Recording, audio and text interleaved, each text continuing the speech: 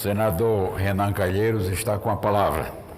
Senhor presidente desta sessão preparatória, senador José Maranhão, eu quero, em cumprimentando o senador José Maranhão, cumprimentar todos os senadores e senadoras presentes e quero, em cumprimentando o senador Ângelo Coronel,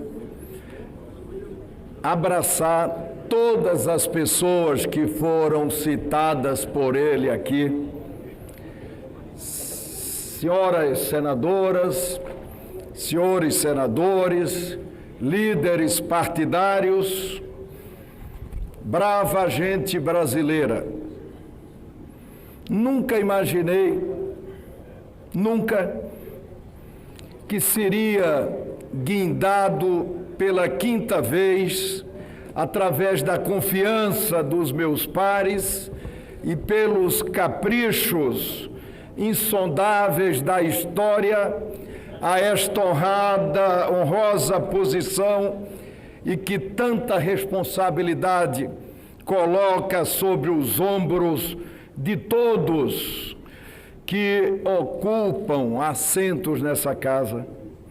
Nunca, senhor presidente, tive a ambição, nunca planejei, nunca cogitei, nunca postulei, nunca tracei como projeto pessoal perseguir as glórias efêmeras ou exercer os poderes fugazes decorrentes de funções, por mais cobiçadas e distintas que possam parecer aos olhos de alguns senadores desta casa. Nunca enxerguei o poder como um fim em si mesmo. Nunca compreendi o exercício da atividade política como mera projeção de delírios de grandeza ou de megalomanias indomáveis. Há pouco passou aqui por esta tribuna o senador Espiridião a mim. Não há nada novo para se aprender. Nada. Eu tive a satisfação de receber um telefonema anteontem, enquanto estava conversando com a nossa bancada, tentando encontrar um caminho para construirmos uma convergência e uma unidade, e liga para mim o excelentíssimo senhor presidente da República. Veja como são os fake news e as mentiras. O presidente me ligou, ainda abatido pela recuperação, e disse assim: olha, Renan, eu quero agradecer pela postagem que você me fez, desejando uma rápida, uma pronta recuperação para mim. Eu ainda estou aqui no hospital, eu vou estar quarta-feira em Brasília e vou te ligar para a gente conversar um pouco. Eu estava, senhores senadores, na sala, na reunião com os senadores do MDB. Ninguém sabia disso. A minha secretária, muito menos. 15 minutos depois, eu já vi estampado na imprensa nacional que uma secretária tinha vazado o telefonema do presidente. Sempre acreditei na democracia, Márcio Bittar, sempre acreditei na democracia, tão ofendida, tão insultada, mas sempre tão insubstituível. A democracia, esta atmosfera de liberdades, direitos e garantias, como ambiente em que podemos esculpir um futuro melhor a muitas mãos e não sob um buril de uma palma autoritária, para deixarmos um legado mais harmonioso para a história sobre o templo. Sempre assim, e assim sempre será nas democracias. Nebulosos são os cárceres, nebulosos são os porões, nebulosos são os inquisidores. A democracia não. A democracia pode até provocar náuseas. Eu tenho visto em alguns, com absoluta e total exposição pública de seus mais despudorados vícios, mas ainda assim jamais se esconderá sob a capa das virtudes covardes, dos verdugos que a afligem na fogueira da Inquisição, enquanto cometem pecados inconfessáveis em seus claustros sombrios nas madrugadas. Por isso mesmo, serei liberal, como fui quando propus a Agenda Brasil, em tudo aquilo que significar soltar as rédeas do Brasil para que ele possa voltar a correr em pista livre, para que possamos restaurar a esperança em dias melhores, para que voltemos a acreditar na prosperidade, para que voltemos a sonhar.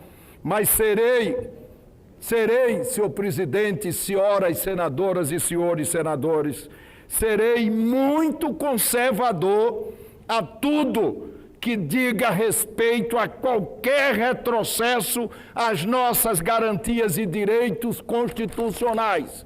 Como conservador, ontem fui aqui. Por isso mesmo, anuncio que estarei criando, e esse anúncio é muito importante, estarei criando uma secretaria especial de assuntos constitucionais, de caráter meramente indicativo e de aconselhamento a ser composta por um jurista impecável, inegável, impoluta e absoluta integridade, uma biografia completa no campo judicial. Esta secretaria, senhores senadores, nos ajudará a fazer uma triagem entre os frutos podres e os frutos saudáveis da árvore democrática.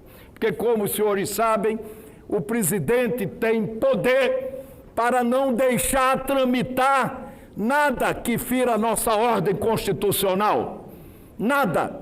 Você pode de ofício arquivar, mas para que essa casa, nesse momento difícil, se assessore melhor, eu estou pedindo ao Supremo Tribunal Federal um nome, preferencialmente de um ex-ministro do Supremo Tribunal Federal, para compor uma comissão, Nelsinho Trade, para barrar qualquer projeto que queira rasgar da prática a nossa Constituição, como ontem foi tentado aqui. Isso não passará. A democracia não pode conviver com isso. A democracia pode conviver com o ônix, porque a democracia é tolerante. Mas esse Senado não pode ficar como cocheira de nepotismo cruzado por alguém do Executivo e do próprio Senado, empregando parentes e empregando a família. Que transparência é essa que nós vamos ter com as pessoas de maneira cruzada, cometendo crime, empregando as pessoas no Executivo e aqui no Legislativo? Nós não podemos aceitar. O povo derrotou a maioria dos senadores por isso.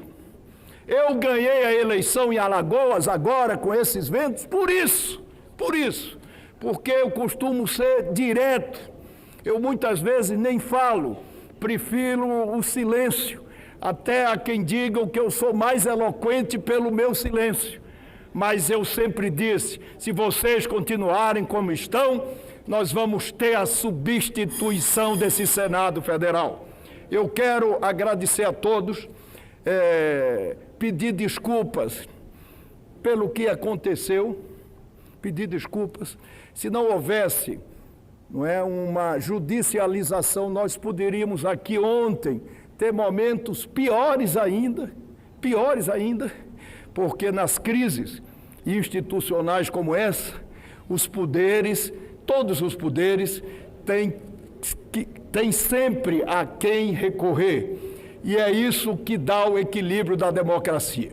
Mas para que nós tenhamos esse equilíbrio, nós precisamos ter o Senado Federal de pé. E esse é o compromisso que eu assumo com todos vocês. Pela ordem, presidente, por favor, pela ordem, eu gostaria de falar aqui, por favor. Presidente, eu gostaria de aproveitar aqui como... Mas eu gostaria que vocês fizessem as suas próprias pesquisas e tirassem as suas conclusões. Ok.